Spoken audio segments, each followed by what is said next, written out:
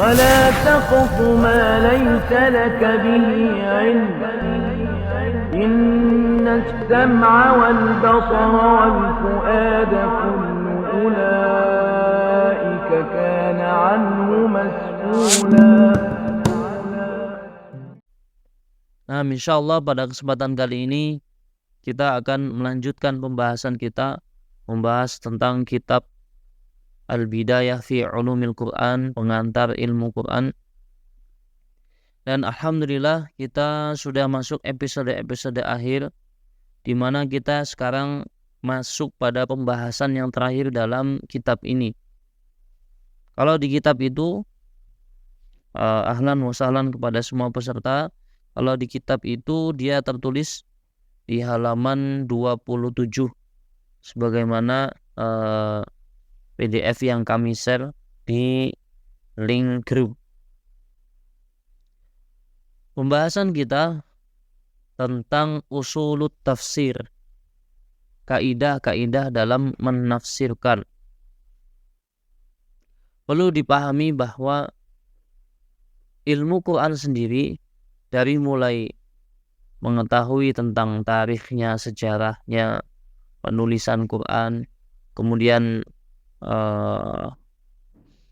ilmu qiraatnya, kisah-kisahnya, khos, semua bab-bab yang kita pelajari itu, dari mulai tarjamatul Quran, semua proses pengumpulan Al-Quran, semua bab-bab dalam ilmu Quran yang kita pelajari di pertemuan sebelumnya, itu tidak lain dan tidak bukan tujuannya supaya ketika kita masuk ke pembahasan terakhir ini, ketika kita masuk ke pembahasan tentang kaidah-kaidah menafsirkan, kita sudah siap dan paham semua istilah-istilah yang ada dalam ilmu Quran dan sudah memahami pondasi-pondasinya, sehingga kita tinggal mengaplikasikannya dalam bentuk kaidah-kaidah menafsirkan. Jadi kenapa penulis mengakhirkan bab tentang masalah kaidah-kaidah menafsirkan Quran? Karena itu dijadikan terakhir supaya kita paham dulu istilah-istilah yang ada dalam ilmu Quran, sehingga ketika kita masuk ke dalam pembahasan ini, kita bisa memahami utuh setelah kita mengetahui mabadi, pondasi-pondasinya. Itu pembukaan yang penting untuk disampaikan. Naam, kita masuk ke kitab. Qala al-mu'allif rahimahullah, berkata penulis, semoga Allah Subhanahu wa taala merahmatinya dan merahmati kita semua. Al-babu tsamina asyar, bab terakhir, bab ke-18, usulut tafsir, kaidah-kaidah menafsirkan. Sebelum kita lanjut, sebagaimana biasanya, kita harus memahami dulu apa itu usulut tafsir. Usulut tafsir itu tarkibun idhafi, rakkab idhafi, susunan yang berbentuk mudhaf ilaih, terdiri dari usul dan tafsir. Dua kata, yang pertama usul, yang kedua tafsir. Usul secara bahasa, al-usul lughatan jam' min aslin, jamak dari lafaz asl. Wal aslu fil lughah, dan aslun secara bahasa Arab artinya al-asasu awil qa'idatu, asas, pondasi, atau qaidah, kaidah. Atau juga al-aslu bisa bermakna akar. Misalkan aslus syajar berarti akar pohon, begitu. Sehingga aslun memiliki 3 komponen makna, yang semua makna tersebut berkaitan tentang pondasi, kaidah, atau langkah awal. Itu makna usul.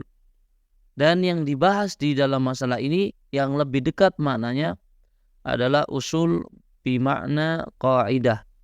Berarti pondasi-pondasi, kaidah-kaidah tafsir dalam memahami tafsir. Itu makna usul. Adapun tafsir secara bahasa, at-tafsiru maknanya al-bayan wal idah awil zuhur. Tafsir berarti secara bahasa al-bayan menjelaskan, wal idah sama menjelaskan juga, wal zuhur menampakkan, menzohirkan. Jadi singkatnya secara bahasa, usul tafsir berarti kaidah-kaidah dalam rangka untuk memperjelas makna Al-Quran. Itu singkatnya seperti itu secara kandungan makna bahasa dari bab kita ini. Adapun secara istilah, di situ penulis langsung menyebutkannya, maka kita langsung baca di kitab wa fihi sittatu dhawabita. Dalam pembahasan ini ada 6 panduan pembahasan. Dhabitul awal, panduan yang pertama, pembahasan yang pertama, usulut tafsir hiya, usulut tafsir secara istilah adalah al-qawaid allati ya'tamidu 'alaiha al-mufassir. Kaidah-kaidah, panduan-panduan, pondasi-pondasi allati yang ya'tamidu 'alaiha, bersandar atasnya al-mufassir, para mufassir. Sehingga usulut tafsir adalah sebuah kumpulan panduan dan kaidah, yang panduan dan kaidah tersebut dijadikan oleh ahli tafsir, oleh para ulama yang pakar di bidang ilmu tafsir sebagai acuan supaya ketika menafsirkan Al-Quran itu sesuai dengan prosedur dan panduan tersebut, sehingga penafsirannya tidak salah. Itu makna secara istilah usul tafsir. Dan setiap mufassir harus memperhatikan usul tafsirnya, harus memperhatikan panduan-panduan penafsirannya, supaya dia tidak menafsirkan secara serampangan seperti itu. Kemudian selanjutnya, ad-dhabitus tsani, panduan yang kedua, kaidah yang kedua, ma yufassiru bihil Qur'an, apa-apa yang bisa menafsirkan Al-Quran. Di sini maknanya adalah bahwa Al-Quran itu, Al-Quran sebagai sebuah kitab yang agung, kitab yang suci yang diturunkan oleh Allah Subhanahu wa Ta'ala, dia tidak bisa asal ditafsirkan dan dimaknakan oleh semua orang dan oleh semua panduan, tidak. Sehingga adanya bab ini, ma yufassiru bihil Qur'an, apa-apa yang bisa dijadikan alat untuk menafsirkan Al-Quran, khamsatun, hanya ada 5 saja. Rubbama ba'duhum yatasa'al, mungkin di antara kita ada yang bertanya, loh, kenapa kita nggak menafsirkan Quran dengan sekehendak akal kita sebagai manusia? Karena kita kan diciptakan oleh Allah Subhanahu wa Ta'ala dengan akal. Kenapa kita tidak bisa menafsirkan Al-Quran hanya menggunakan logika kita? Apakah memang diharamkan secara mutlak atau bagaimana? Kenapa harus plek mengikuti buku-buku tafsir yang ada? Nah, itu pertanyaan tersebut akan terjawab ketika kita memahami hadis Nabi Muhammad SAW. Jadi di sini penting, sebelum masuk ke hal-hal yang bisa dijadikan alat untuk menafsirkan Quran, kita harus memahami dulu. Al-Imam Tirmidzi, Imam Tirmidzi menjelaskan tentang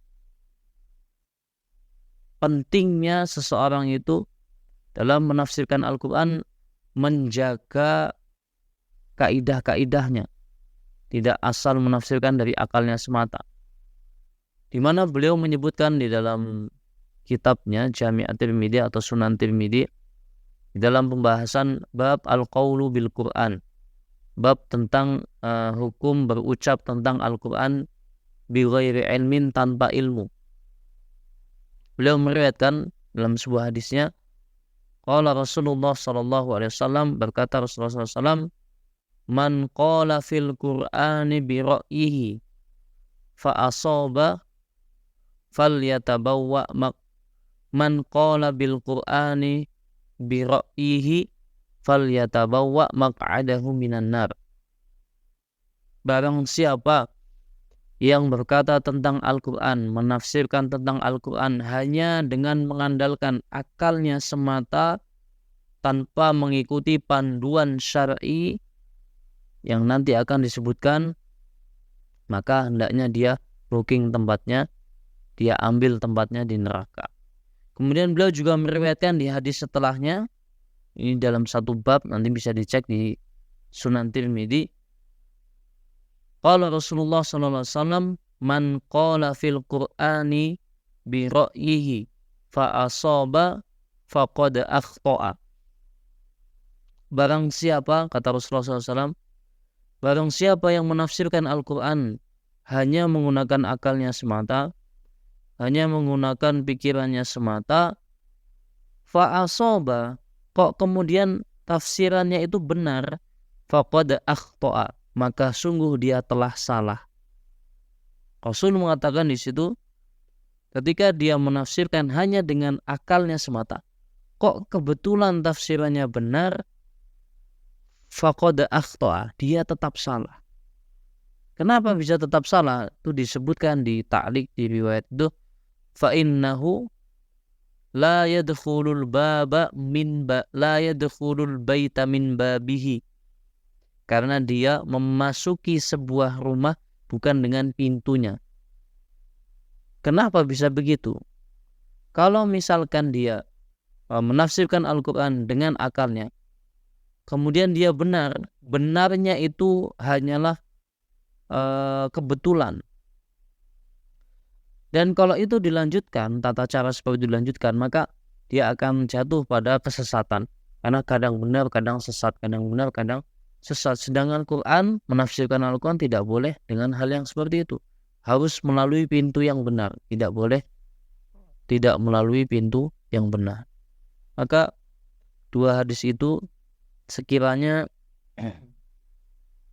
cukup sekali untuk dijadikan sandaran bahwa kita sebagai manusia atau sebagai kaum orang beriman yang menuntut ilmu, bahkan kalau kita sudah menjadi ahli tafsir sekalipun, tidak boleh kita hanya sekedar membaca Quran kemudian dipikirin sendiri, kemudian ditafsirkan sendiri, tidak boleh. Kita harus melihat riwayat-riwayat yang ada dari para sahabat Rasulullah Sallallahu Alaihi Wasallam.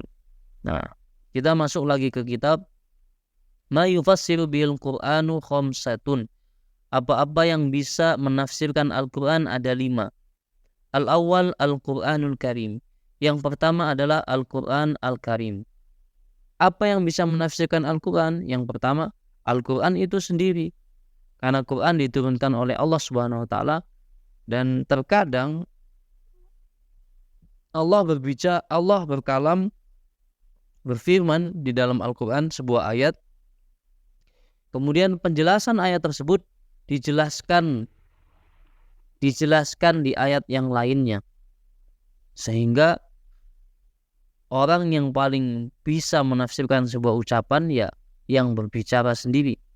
Sedangkan Al-Quran adalah kalamullah, maka Al-Quran sendiri yang paling berhak untuk menafsirkan Al-Quran. Ini disebut sebagai tafsirul Quran, tafsir bil ma'thur, yaitu menafsirkan Al-Quran dengan Al-Quran atau dengan hadis nanti yang kedua. Contohnya apa? Penafsiran Al-Quran ditafsir dengan Quran itu sendiri. Contohnya dalam surat Al-Fatihah, kan di ayat yang ke-5 kalau nggak salah. Nah, yang ke-5, a'udzu billahi minasyaitonir rajim. Siratal ladzina an'amta 'alaihim. Siratal ladzina an'amta 'alaihim. Kalimat itunya saja. Kalimat ini jalan yang Allah telah beri nikmat kepada mereka. Nah, siapa itu jalan yang Allah telah beri nikmat kepada mereka? Atau apa jalannya? Ayat ini ditafsirkan dengan ayat yang lain, di mana Allah berfirman dalam surat An-Nisa, a'udzu billahi minasyaitonir rajim. Faulaika ma'al ladzina an'ama Allahu 'alaihim minan nabiyyin was-siddiqin wasyuhada'i was-shalihin wa hasuna ulaika rafiqa. Maka mereka orang-orang yang beriman, orang-orang yang senantiasa melakukan kebaikan, ketaatan, keimanan, faulaika ma'alladzi, mereka itu akan bersama dengan orang-orang an'amallahu alaihim, dengan orang-orang yang telah Allah beri nikmat kepada mereka, minan nabiyyin, dari jalannya para nabi, wasiddiqin, jalannya orang-orang yang siddiq, wassalihin, orang soleh, wasyuhada, para syuhada, wa hasuna ulaika rafiqa, dan mereka semuanya telah berbuat baik, rafiqa, sebagai orang-orang yang dekat dengan Allah Subhanahu wa ta'ala. Itu adalah jalan-jalan yang disebutkan di surat Al-Fatihah itu, yang diberi nikmat. Tafsirannya di surat An-Nisa ayat 69. Itu yang pertama. Yang kedua, as-sunnatun nabawiyah, sunnah nabawiyah, yaitu Al-Quran ditafsirkan dengan sunnah Nabi, dengan hadis-hadis Nabi Muhammad SAW. Contohnya masih dari surat Al-Fatihah. Di akhir surat Al-Fatihah akan disebutkan ghairil maghdubi alaihim waladdallin. Dalam hadis Nabi Muhammad SAW menafsirkan al-maghdubi alaihim humul yahud. Al-maghdubi alaihim itu adalah Yahudi, wan nasara humun nasara. Nasara itu waladdallin itu adalah Nasrani. Gitu. Jadi tafsir ayat tersebut dijelaskan oleh Nabi dalam hadisnya. Karena Nabi memang diwahyukan kepadanya wahyu tidak lain dan tidak bukan untuk menjelaskan isi wahyu. Maka sudah pasti Quran bisa ditafsirkan dengan hadis Nabi Muhammad sallallahu alaihi wasallam. Selanjutnya yang ketiga, as-salis aqwalus sahabah. Yang ketiga adalah ucapan-ucapan para sahabat. Kenapa ucapan para sahabat bisa dijadikan sebagai alat untuk menafsirkan Al-Quran? Karena Nabi sendiri yang menjamin bahwa hikmahnya dan juga mereka mewarisi ilmu dari lisan Nabi Muhammad SAW secara langsung, sehingga mereka layak dijadikan sebagai panduan penafsiran kita. Di antaranya, contohnya misalkan dalam surat Luqman dalam Al-Quran, dalam surat Luqman ayat ke-6, di situ Allah Subhanahu wa taala berfirman, A'udzu billahi minasyaitonir rajim. Wa minan nasi may yashtari lahwal hadith wa minan nasi may yashtari lahwal hadith liyudilla an sabilillahi bighairi ilm wa yattakhidaha huzwa. Dan di antara manusia ada yang membeli ucapan yang sia-sia untuk menyesatkan dari jalan Allah Subhanahu wa taala tanpa ilmu. Al-Imam Ibnu Jarir At-Tabari menukilkan dengan sanadnya berkata bahwa sahabat yang mulia Ibnu Mas'ud radhiyallahu taala anhu menafsirkan tentang ayat ini. Dia berkata, Ibnu Mas'ud radhiyallahu taala anhu qala, berkata, wallahi ghina. Kemudian yuraddiduha salasa marrat.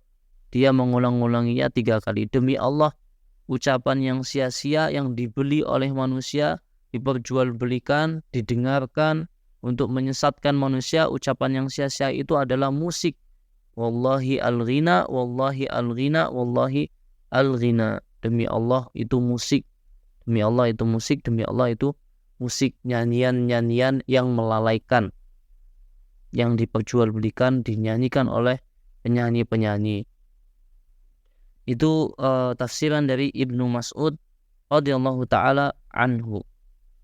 Tentu Ibnu Mas'ud ketika menafsirkan seperti itu, kita memahami bahwa beliau itu memahami dari apa yang beliau pahami dari bersama ketika hidup bersama Nabi Muhammad sallallahu alaihi wasallam, bahwa memang maknanya benar, dan itu diiyakan oleh para ulama bahwa di antara makna ucapan yang sia-sia itu adalah nyanyian yang diperjualbelikan untuk melalaikan manusia. juga mungkin kalau hukum ini bisa ditanzil di masa sekarang, mungkin bisa juga maknanya sebagian yang masuk dalam hukum ayat itu adalah stand up comedy. Wallahu ta'ala alam. Wal ilmu indallah. Insyaallah bisa dikiaskan seperti itu. Kemudian selanjutnya, Rabi' aqwalu tabi'in al-mu'tanina bit-tafsir.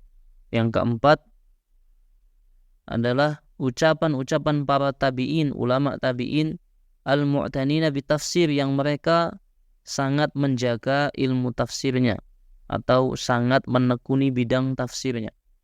Kita tahu bahwa generasi yang mulia, khairul quruni qarni thumma alladina yalunahum thumma alladina yalunahum, sebaik-baik generasi adalah generasiku, kemudian setelahnya 3 generasi awal, sahabat, tabi'in, atba'u tabi'in.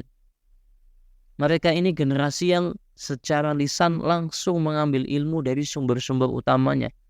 Sahabat mengambil ilmu dari Rasulullah SAW langsung lisannya. Tabi'in, pakar-pakar tafsir tabi'in langsung mengambil ilmu kepada sahabat-sahabat yang memang berkutat di bidang tafsir. Sehingga kita dapati di banyak buku-buku tafsir dinukil ucapan-ucapan tabi'in. Di antara para ulama tabi'in yang terkenal dengan ilmu tafsirnya dikarenakan mereka bermulazamah langsung dengan sahabat yang mulia Ibnu Abbas radhiyallahu taala anhuma, di mana Ibnu Abbas sendiri dijuluki oleh para ulama sebagai turjumanul Quran. Turjumanul Quran berarti dia adalah penjelas Al-Quran atau penjelas Al-Quran atau penerjemah Al-Quran. Di antara tabi'in yang bisa kita jadikan rujukan dalam tafsir banyak, kita sebutkan beberapa, di antaranya Mujahid, Ikrimah, Qatadah, Sa'id ibn Musayyab, kemudian Atha bin Abi Rabah, dan masih banyak yang lainnya. Itu para tabi'in yang biasa ada di buku-buku tafsir, dan masih banyak yang lainnya yang tidak bisa kita bacakan semua. Seperti itu insyaallah. Kemudian yang kelima, adapun untuk poin yang keempat itu contohnya banyak sekali. Hampir di setiap ayat ada ucapan tabi'in. Ini banyak sekali. Hampir di setiap makna ada ucapan tabi'in. Yang kelima, al-ma'ani al-lughawiyah al-muwafiqatu li usulis syariah. Dengan apa kita menafsirkan Al-Quran? Dengan makna-makna lughawiyah, makna-makna bahasa Arab, al-muwafiq, yang sesuai li usulis syariah, dengan kaidah-kaidah syariat. Itu jelas. Kenapa? Karena Al-Quran diturunkan dalam bahasa Arab. Inna a'udzubillahi minasyaitonirrajim. Inna anzalnahu Qur'anan Arabiyya. Sesungguhnya kami menurunkan Al-Quran dalam keadaan berbahasa Arab. Maka banyak kita dapati kalau kita tidak memahami ayatnya, tentu kita kembalikan maknanya kepada bahasa Arab. Kecuali beberapa makna yang dikhususkan oleh Rasulullah SAW bahwa maknanya berbeda sedikit begitu. Seperti terkadang syirik dimaknai sebagai zulm dan sebagainya. Itu 5 hal yang bisa kita jadikan sebagai alat untuk menafsirkan Al-Quran. Selanjutnya, ad-dhabitus tsalis, panduan yang ketiga, syurutul mufassir sab'ah. Syarat seseorang bisa jadi ahli tafsir yang baik ada 7. Al-awwal, yang pertama, sihhatul i'tiqad, akidahnya benar, sehingga dia ketika menafsirkan Al-Quran dibangun di atas pemikiran dan akidah yang lurus, tidak menyesatkan. As-tsani al-bu'du anit tahrif, yang kedua jauh dari penyelewengan, jauh dari pentahrif ini mengubah-ubah nas. Jadi ketika dia menafsirkan Al-Quran atau membaca Al-Quran atau menyampaikan tafsirannya, tidak ada yang diubah, disampaikan apa adanya, tidak ada yang diubah-ubah. Kalau halal halal, haram haram, tidak ada niatan untuk mengubah-ubah gitu. Itu yang kedua. Yang ketiga, as-sadis at-tajarrudu 'anil hawa. Dia harus bersih, lepas dari hawa nafsu. Karena kalau menafsirkan Al-Qur'an harus bersih. Harus benar-benar memahami utuh yang dimau. Ma qala Allah wa ma qala Rasul, apa yang dimau oleh Allah dan Rasul, bukan apa yang dimau oleh hati kita sehingga kita menafsirkan apa yang sesuai dengan hati kita, cocok-cocokin, bukan seperti itu. Al-Rabi yang keempat, al-ilmu bil hadisin nabawi, memahami, mengilmui hadis-hadis Nabi. Wahada wadih, dan ini jelas. Kenapa? Karena Nabi yang diturunkan olehnya Al-Quran, diturunkan kepadanya Al-Quran. Maka kita harus tahu semua riwayat Nabi tentang tafsiran ayat Al-Quran. Al-Khamis yang kelima, al-ilmu bi aqwalil mufassirin, mengilmui, memahami ucapan-ucapan ahli tafsir. Dan itu jelas karena ahli tafsirlah dari kalangan sahabat dan kalangan tabi'in, mereka yang langsung memahami, berguru dengan Rasulullah SAW. Sahabat dari Rasul, tabi'in dari sahabat. Sehingga kita harus memahami utuh bagaimana pendapat mereka supaya kita tidak tersesat dalam membangun sebuah penafsiran, opini tafsir. Seperti itu. As-sadis yang keenam, al-ilmu bil usul, memahami ilmu usul fikih. Kenapa? Karena Al-Quran sangat erat kaitannya tentang hukum-hukum syariat, hukum-hukum fikih. Dan hukum-hukum syariat atau hukum-hukum fikih tidak boleh kita asal beristimbat, mengambil kesimpulan begitu saja tanpa dipandu dengan panduan hukum-hukum usul fikih yang itu dipraktikkan oleh para sahabat. Karena ilmu usul fikih adalah ilmu yang digunakan oleh para sahabat untuk menafsirkan dan memahami syariat, yang dulu tidak ditulis kemudian baru dituangkan dalam bentuk tulisan di zaman Al-Imam Asy-Syafi'i lewat kitabnya beliau Ar-Risalah. Sehingga ketika kita dapati Al-Quran, kita juga harus menggunakan ilmu usul fikih juga. Yang ketujuh, as-sabi' al-ilmu bil lughatil arabiyyah. Seorang mufassir harus memahami bahasa Arab secara komprehensif, secara wafir, dengan pengetahuan yang luas, supaya dia memahami utuh makna ayat. Selanjutnya, ad-dhabitur rabi', panduan yang keempat, adabul mufassir khamsatun. Adab-adab ahli tafsir itu, orang yang menafsirkan Al-Quran itu ada 5. Dan tentu adab ini sebenarnya adab yang juga umumnya adab seorang da'i dan ulama. Jadi tidak ada yang beda. Namanya kita sebagai seorang da'i atau kita sebagai seorang ulama misalkan, atau sebagai ahli tafsir, atau sebagai ahli hadis atau ahli fikih, harus punya adab-adab ini. Secara umum begitu. Al-awwal yang pertama, ikhlas. Ikhlas kepada Allah Subhanahu wa taala. As-tsani at-tahari as-sidq, taharris sidqi. Senantiasa berusaha dan menjaga kejujuran. Ada wadi itu jelas. As-salis at-tahalli bil amal. Senantiasa mengikat ilmu tafsir kita itu dengan amal.